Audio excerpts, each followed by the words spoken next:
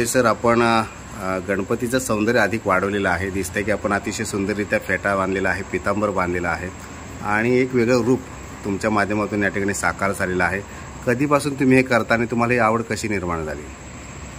मुळात मी शाहिरीचा कार्यक्रम करतो आणि त्यातून फेटा बांधायला शिकलो. स्वतःला फेटा बांधता बांधता दुसऱ्यांना फेट्या बांधायला शिकलो आणि त्याचं रूपांतर व्यवसायामध्ये माझ्या झालं. आणि मग माणसानं फेटे बांधता बांधता मूर्तीनं फेटे बांधायची कल्पना सुचवली आणि त्यातून मग तसा प्रयत्न केला आणि तो सक्सेसफुल झाला.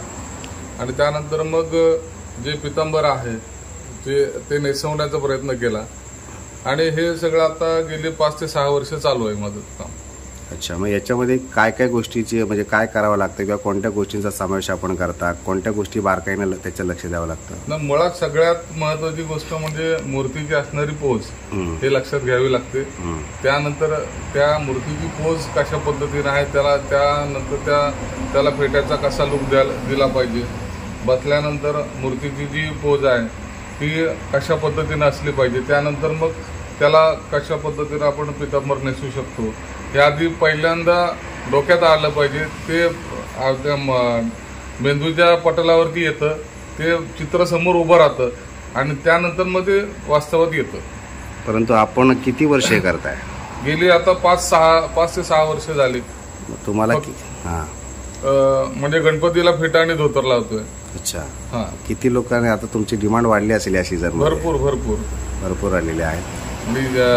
यावर्षी ज्यांनी काम केलेलं आहे, ज्यांचं काम केलेलं आहे ती लोक दरवर्षी म्हणजे कायमस्वरूपी आपल्या तहायात ते कॉन्ट्रॅक्ट चालू राहतंय. मग ज्यांच्या गणपतीला फेट्या आपण बांधलेला आहे ती लोकच म्हणतात की आम्ही जिवंत असेपर्यंत आता हे आपलं असं चालू राहणार आहे. ते सगळ्यात महत्वाचं आहे.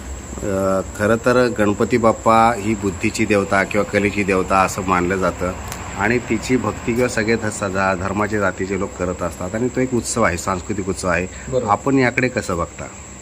बरोबर आहे, कारण एक सांस्कृतिक विविधता ही देशामध्ये आहे आणि ते सांस्कृतिक विविधता जोपासताना आपण सर्व धर्म समभाव या दृष्टिकोनातून जे सण आहेत ते प्रत्येक जण आपापल्या परीने साजरे करत असतो आणि त्यामध्ये आपला काय हातभार लागत असेल तर ती आनंदाची गोष्ट असते.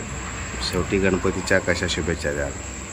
आता सगळ्यांना शुभेच्छा देतो आणि सगळ्यांना चांगल्या पद्धतीचं हा जो उत्सव आहे तो निर्विघ्नपणे आणि पर्यावरणपूरक असला पाहिजे अशा प्रकारचे मी शुभेच्छा देतो. धन्यवाद.